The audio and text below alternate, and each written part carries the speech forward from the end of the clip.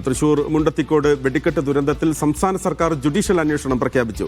Justice CN Ramachandran Nair ഏകാംഗ കമ്മീഷനാണ് അന്വേഷണത്തിന്റെ ചുമതല. അപകടത്തെ സവിശേഷ ദുരന്തമായി സർക്കാർ പ്രഖ്യാപിച്ചു. മരിച്ചവരുടെ കുടുംബത്തിന് 14 ലക്ഷം വീതവും പരിക്കേറ്റവർക്ക് 2 ലക്ഷം രൂപയും അടിയന്തര സഹായമായി നൽകാനും പ്രത്യേക മന്ത്രിസഭായോഗം തീരുമാനിച്ചു. സെയ്ഫ് സൈനുൽ അബ്ദീൻ ചേരുകയാണ്. ദുരന്ത പ്രതികരണ നിധിയിൽ നിന്ന് 4 ലക്ഷം രൂപയും മുഖ്യമന്ത്രിയുടെ ദുരിതാശ്വാസ നിധിയിൽ നിന്ന് 10 ലക്ഷം രൂപയും അടക്കം 14 ലക്ഷം രൂപ നൽകാൻ വേണ്ടിയാണ് നിശ്ചയിച്ചിട്ടുള്ളത്. അതോടൊപ്പം തന്നെ പരിക്കേറ്റവർക്ക് ദുരന്ത പ്രതികരണ നിധി പ്രകാരം അനുവദനീയമായ തുക ലഭ്യമാകും. അതിനു പുറമെ 2 ലക്ഷം രൂപ കൂടി മുഖ്യമന്ത്രിയുടെ ദുരിതാശ്വാസ നിധിയിൽ നിന്ന് പ്രത്യേക സഹായമായി STRF-ൽ നിന്ന് കിട്ടുന്ന പണത്തിന് പുറമെ CMDRF-ൽ നിന്ന് 2 ലക്ഷം രൂപ കൂടി നൽകും. തിരുവാമ്പാടിയും പാറമേക്കാവും 2 ഗ്രൂപ്പാണ് ഈ വെടിക്കെട്ടുകളുടെ എല്ലാം ചുമതലയേറ്റ് പൂരത്തിൻ്റെ പൊതുവായിട്ടുള്ള പ്രവർത്തനങ്ങൾ നേതൃത്വം നൽകുന്നത്. നാളെ കൂടുന്ന മീറ്റിംഗ് എത്തുമ്പോഴേക്ക് എല്ലാവരുമായി കൂടിയാലോചിച്ച് ഒരു സമവായം കണ്ടെത്തി ആ കാര്യത്തെ സംബന്ധിച്ചോളം നമുക്ക് അർഹിക്കുന്ന രൂപത്തിലുള്ള പരിഹാരം ഉണ്ടാവും.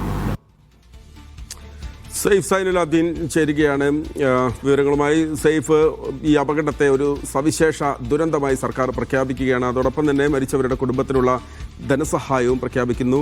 നമ്മൾ ഏറ്റവും പ്രധാനപ്പെട്ടത് ഇതിൻ്റെ അന്വേഷണമാണ്. എങ്ങനെ സംഭവിച്ചു, ഇതിന് കാരണമായത് എന്താണ് എന്നുള്ളത് കണ്ടെത്തുക എന്നുള്ളതാണ് ഇനി നമുക്ക് മുന്നിലുള്ളത്. എന്തായാലും ഒരു ജുഡീഷ്യൽ അന്വേഷണം കൂടി സർക്കാർ പ്രഖ്യാപിച്ചിരിക്കുന്നു. Justice CN Ramachandran Nair commission ഏകാംഗ കമ്മീഷനാണ്. അദ്ദേഹത്തിൻ്റെ നേതൃത്വത്തിൽ ഒരു അന്വേഷണം കൂടി ഇതിന് പിന്നാലെ വരികയാണ്. സർക്കാർ എടുത്തിരിക്കുന്ന മറ്റ് നടപടികൾ എന്തൊക്കെയാണ് സെയ്ഫ്? അതോടൊപ്പം തന്നെ ഈ അന്വേഷണത്തിൻ്റെ റിപ്പോർട്ട് അത് എത്ര സമയമെടുക്കും എന്നത് സംബന്ധിച്ചൊരു തീരുമാനമൊക്കെ ആയിട്ടുണ്ടോ? സാധാരണഗതിയിൽ 6 മാസം കൊണ്ട് റിപ്പോർട്ട് സമർപ്പിക്കാനാണ് സംസ്ഥാന സർക്കാരുകൾ നിർദ്ദേശം നൽകാറുള്ളത്. ഇതിപ്പോൾ ആ ജുഡീഷ്യൽ കമ്മീഷൻ അന്വേഷണം സാധാരണഗതിയിൽ അങ്ങനെ പൂർത്തിയാകാറുമില്ല. അതൊരു വസ്തുതയാണ്. ഈ വെടിക്കെട്ടുകളുമായി ബന്ധപ്പെട്ട് പരിശോധനകളും അന്വേഷണങ്ങളും ഒക്കെ നേരത്തെ നടന്നിട്ടുണ്ട്. ജുഡീഷ്യൽ അന്വേഷണം തന്നെ നടന്നിട്ടുണ്ട്. 2016 പുറ്റിങ്ങൽ ദുരന്തമുണ്ടായ സമയത്ത് സമാനമായ രീതിയിൽ ഒരു ജുഡീഷ്യൽ അന്വേഷണം ജസ്റ്റിസ് ഗോപിനാഥിനെ കൊണ്ട് നടത്തിയതാണ്. അതിൻ്റെ റിപ്പോർട്ട് സംസ്ഥാന സർക്കാരിന് കിട്ടുകയും നിരവധി ശുപാർശകൾ ഉണ്ടായിരുന്നു. ഈ വെടിക്കെട്ട് അപകടങ്ങൾ ഉണ്ടാകാതിരിക്കാൻ വേണ്ടിയുള്ള പ്രധാനപ്പെട്ട കരുതലുകളാണ് അതിനകത്ത് നിർദ്ദേശമായി മുന്നിൽ നൽകിയിരുന്നത്. പക്ഷെ അത് കാര്യമായി പാലിക്കപ്പെട്ടിട്ടില്ല എന്ന് തോന്നുന്നു. അതുകൊണ്ടാണ് വീണ്ടും അപകടങ്ങൾ അങ്ങനെ ഉണ്ടാകുന്നത്. ഇന്നിപ്പോൾ രാവിലെ പ്രത്യേക മന്ത്രിസഭാ യോഗം ചേർന്നുകൊണ്ടെടുത്ത ഏറ്റവും പ്രധാനപ്പെട്ട തീരുമാനങ്ങളിൽ ഒന്ന് ഏകാംഗ കമ്മീഷനെ നിയോഗിക്കുക എന്നുള്ളതാണ്. CN രാമചന്ദ്രൻ നായരാണ് കമ്മീഷന്റെ അധ്യക്ഷനായിട്ട് തീരുമാനിച്ചിരിക്കുന്നത്. കമ്മീഷന്റെ ടേംസ് ഓഫ് റെഫറൻസ് അടക്കം തീരുമാനിച്ച് വരും ദിവസങ്ങളിൽ വിശദമായ ഉത്തരവ് സംസ്ഥാന സർക്കാർ പുറത്തിറക്കും. പിന്നീടുള്ളത് ധനസഹായത്തിന്റെ കാര്യമാണ്.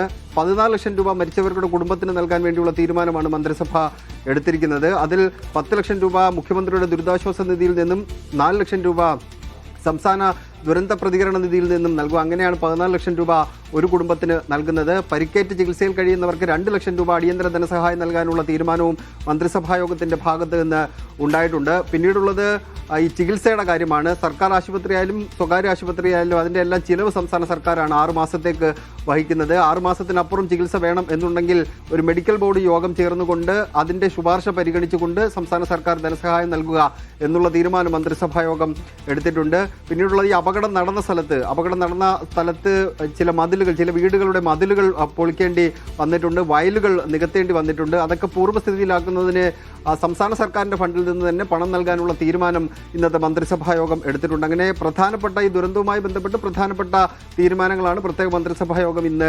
കൈക്കൊണ്ടിരിക്കുന്നത്. മഹേഷ്. സെയ്ഫ് സൈനുൽ അബ്ദീനാണ് വിവരങ്ങളും നൽകിയത്. സർക്കാർ എടുത്ത തീരുമാനം, ഒപ്പം തന്നെ അന്വേഷണ കമ്മീഷനെ സർക്കാർ നിയോഗിച്ചിരിക്കുന്നു. അതുമായി ബന്ധപ്പെട്ടുള്ള ഏറ്റവും പുതിയ വിവരങ്ങളാണ് സെയ്ഫ് നൽകിയത്.